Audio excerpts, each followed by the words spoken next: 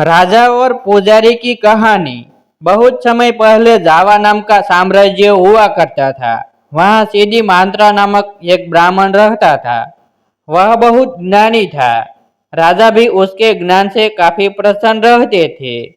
इसीलिए उन्होंने ब्राह्मण को सारी सुख सुविधाएं दे रखी थी।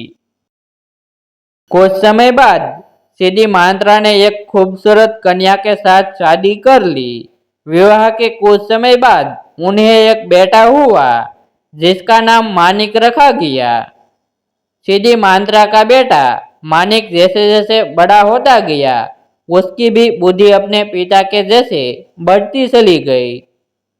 मानिक के ज्ञान से राजा भी काफी प्रसन्न रहते थे।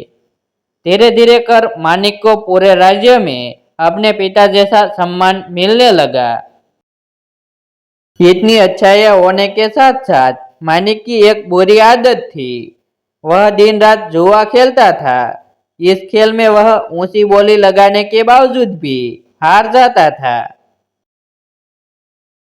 धीरे धीरे करके उसने अपने माता पिता की सारी संपत्ति जुए में बर्बाद कर दी। यही नहीं, इस खेल के चलते उसने कई गांव वालों से भी उधार लेना शुरू कर दिया। यह सब देख उसके माता पिता काफी दुखी रहते थे। लाख कोशिशों के बावजूद भी वे अपने बेटे की इस गंदी आदत को नहीं छुड़वा पाए। एक दिन गांव के लोगों ने मानिक से अपने उधार चुकाने के लिए कहा। मानिक तुरंत अपने पिता के पास पहुंचा और कहा, पिताजी मेरी मदद कीजिए, आप तो इतने ज्ञानी हैं, कृपया कर मुझे कुछ रास्ता बताइए। सीधी मात्रा से अपने बेटे का यह दुख देखा नहीं जा रहा था। वह अपने पुत्र को दुखी देख बहुत व्याकुल हो रहे थे। एक दिन ब्राह्मण सीधी मात्रा ने तय किया कि वह आसपास के गांव में भी जाकर पूजा पाठ कराएंगे और अपने बेटे के उधार को चुकाने की कोशिश करेंगे। हालांकि सीधी मात्रा के मन में यह चिंता हमेशा रहती थी कि पूजा पाठ करके बेटे के उधार के सारे पैसा उतार पाना मुनासिब नहीं है। एक दिन यही सब सोचते सोचते सीधी मात्रा को नींद आ गई। तभी उन्होंने सपना देखा कि पूर्व दिशा की ओर एक ज्वालामुखी पर्वत है जिसमें एक बड़ा सा खजाना छिपा हुआ है। इसकी देखभाल नागा बेसुकी नाम का एक आदमी करता था। उस सपने में उसे यह पता चला कि उसे नागा बेसुकी से मदद मांगनी चाहिए। जब सीधी मात्रा की नींद खुली तो वह काफी चकित हुआ। उसने तुरंत सारी बातें अपनी पत्नी को बताई। सीधी मात्रा की बात सुनकर उसकी पत्नी ने कहा कि एक बार हमें इस बारे में पता करना चाहिए, शायद हमें सच में मदद मिल जाए। उसने कहा, चलिए हम दोनों साथ चलते हैं।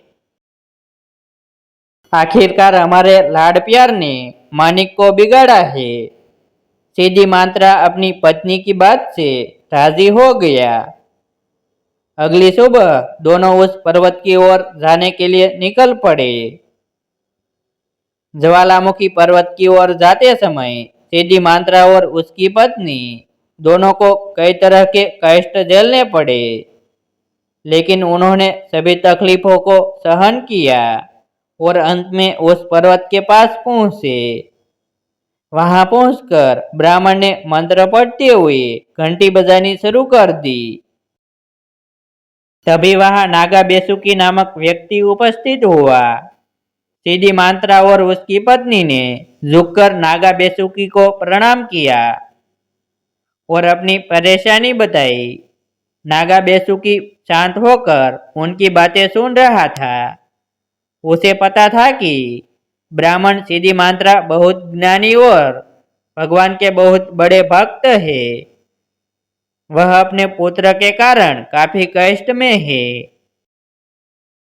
इसलिए नागा बेसुकी ने उनकी मदद के लिए अपने शरीर का एक हिस्सा झाड़ा जिससे ढेर सारा धन, जेवर और सिक्के की बरसात होने लगी।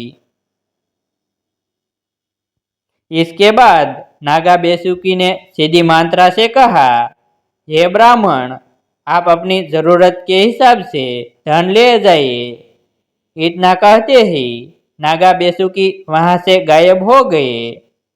इसके बाद सीधी मांत्रा और उसकी पत्नी ने अपनी जरूरत के हिसाब से धन बटोरा और नागा बेसुकी को धन्यवाद कहकर वहां से चले गए। इधर अपने घर पर माता पिता को न पाकर मानिक बहुत चिंतित हो रहा था।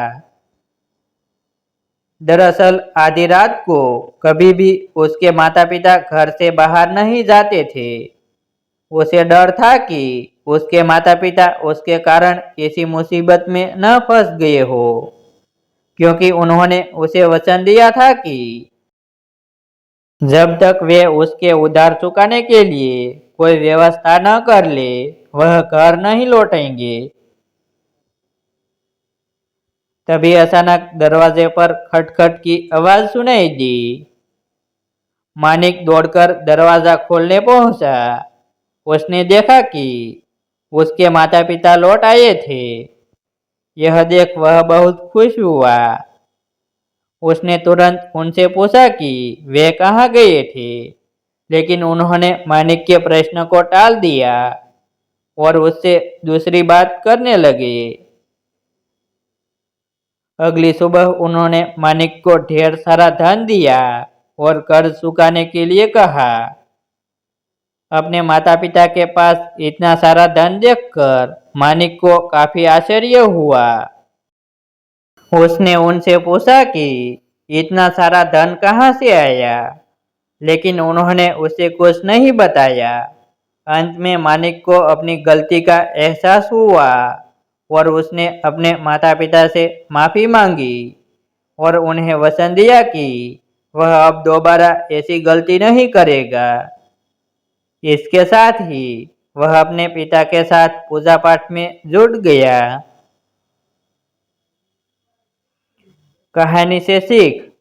इस कहानी से हमें यह सीख मिलती है कि हर किसी को अपनी गलतियों को सुधारने का मौका मिलना चाहिए, क्योंकि जो अपनी गलती सुधार लेता है वही एक अच्छा इंसान बनता है।